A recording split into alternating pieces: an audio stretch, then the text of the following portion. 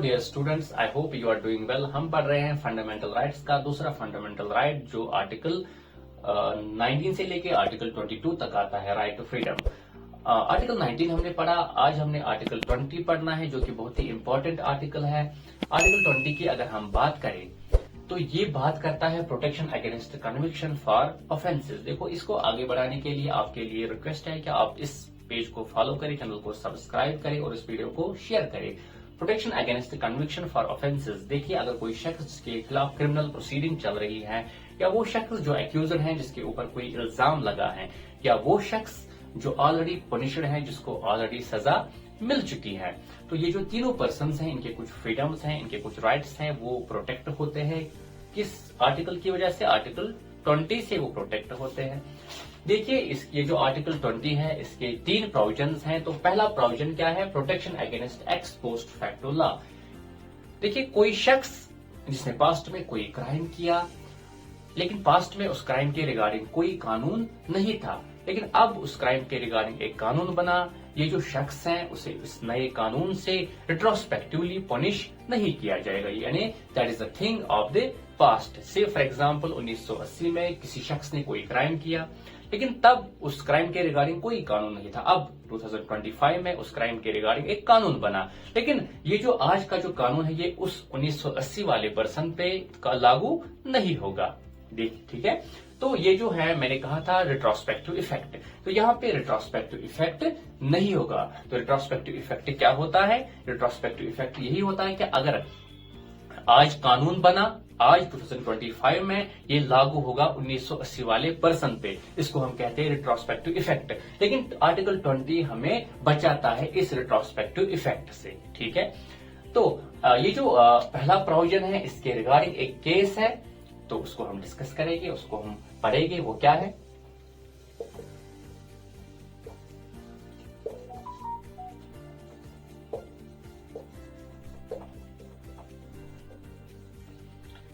Ratanlal versus state of Punjab. देखिए, हमने अभी कहा कि ये जो रिट्रोस्पेक्टिव इफेक्ट है वो नहीं होगा, लेकिन यहाँ Ratanlal versus state of Punjab यहां से ये डिक्लेरेशन आई कि रिट्रोस्पेक्टिव इफेक्ट होगा, लेकिन तब होगा जब एक शख्स या जो एक्यूजर है, पनिशड है या जिसके ऊपर इल्जाम लगा है उसकी जो सजा है, उसकी जो पनिशमेंट है वो कम होगी, उसमें ईज आएगी, उसमें कोई रिलैक्सेशन आएगी, तब जाके रिट्रोस्पेक्टिव इफेक्ट लगेगा। ठीक है, तो आगे बढ़ते हैं।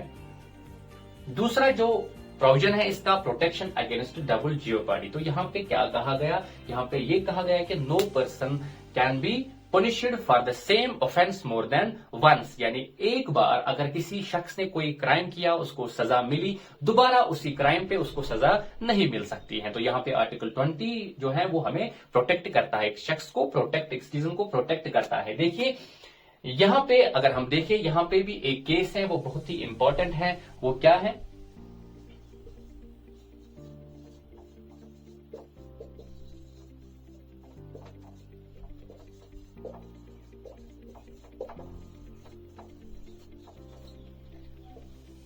मकबूल Hussain versus state of Bombay. Maqbool Hussain versus state of Bombay में ऐसा कहा गया, एक शख्स जो था वो सोने की स्मगलिंग करता था, उसको जब पकड़ा गया उसका जो सारा सोना था वो कॉन्फिस्केट किया गया। अब दोबारा इस शख्स को फिर से कोर्ट में लाया गया, इसके खिलाफ फिर से केस हुआ। अब ये आया, इसने कहा कि आर्टिकल 20 जो है वो मुझे प्रोटेक्ट करता है, वो मुझे बचाता है, किससे? डबल जियोपार्डी से। लेकिन आप मुझे फिर से इस केस में क्यों लाना चाहते हो? लेकिन इसको कहा गया, देखिए डबल जियोपार्डी है, आपको आर्टिकल 20 बचाता है, लेकिन यहाँ पे डबल जियोपार्डी होगी, इस वजह से होगी क्योंकि ये एक कॉन्स्पिरेसी थी, बहुत बड़ी साजिश थी, इसमें बहुत सारे लोग इन्वॉल्व थे, इसीलिए इस केस को दोबारा खोला गया। तो यहाँ पे ये एक तरह से एक्सेप्शन के तौर पे इसको देखते हैं हम। तो उसके बाद अगर हम तीसरा प्रोविजन देखें तो वो क्या है? Protection against self incrimination. तो इसकी अगर हम बात करें तो no person shall be compelled to be witness against himself. कोई भी शख्स, उसको हम मजबूर नहीं कर सकते हैं कि वो खुद के खिलाफ ही विटनेस पेश करे या खुद के खिलाफ ही एविडेंस पेश करे, खुद के खिलाफ ही गवाही दे। जैसे होता है फॉर एग्जांपल, अगर पुलिस पुलिस एक शख्स को कंपेल करे, आप बताओ कि ये क्राइम तुमने किया है, उसको फोर्स करे, उसको कंपेल करे, या मीडिया के सामने कोई शख्स बयान दे कि मैंने ये क्राइम किया, तो दोनों सूरतों में, ना तो पुलिस के सामने ना तो मीडिया के सामने जो बयान देते हैं, that is not admissible before court. Court के सामने ये दोनों रद्द किए जाते हैं। सेल्फ इंक्रिमिनेशन की अगर हम बात करें, इसकी हम बैकग्राउंड हिस्ट्री में अगर जाए, तो ये जो है हमारे, पहले हम बात करते हैं फंडामेंटल राइट्स की। फंडामेंटल राइट्स जो है, इनका सोर्स क्या है? हम कहते हैं कि इनका सोर्स जो है ये है अमेरिका की constitution. The constitution of America जो है वो सोर्स है हमारे फंडामेंटल राइट्स का। तो ये जो सेल्फ इंक्रिमिनेशन है ये कहां पे है? ये अमेरिका की कॉन्स्टिट्यूशन में कहां पे है? फिफ्थ अमेंडमेंट, ठीक है। तो अमेरिका की कॉन्स्टिट्यूशन में जो फिफ्थ अमेंडमेंट है वो कहती है कि no person shall be compelled to be witness against himself. बिल्कुल यही जो यहाँ पे हमारे कॉन्स्टिट्यूशन में जो आर्टिकल 20 जो है सेल्फ इंक्रिमिनेशन की बात करता है, यही अमेंडमेंट फिफ्थ अमेरिका की कॉन्स्टिट्यूशन में जो है वो वही बात करता है। देखिए, हमारे जो कॉन्स्टिट्यूशनल मेकर्स थे, कॉन्स्टिट्यूशन को बनाने वाले थे, उनको ये अमेंडमेंट बहुत ही अच्छी लगी, ये कानून बहुत ही अच्छा लगा, तो इसी वजह से उन्होंने इसको हमारे इस फंडामेंटल राइट्स में इंसर्ट किया।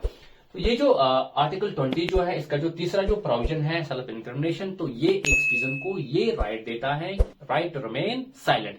कभी कभार अगर एक सिटीजन को लगे कि यहाँ पे जरूरी है कि मेरा चुप करना, मेरी जुबान को बंद रखना यहाँ पे लाजमी है, खुद को बचाने के लिए, खुद के राइट्स को प्रोटेक्ट करने के लिए, खुद की फ्रीडम्स को प्रोटेक्ट करने के लिए, तो he should keep mum at that time, he has the right to remain silent.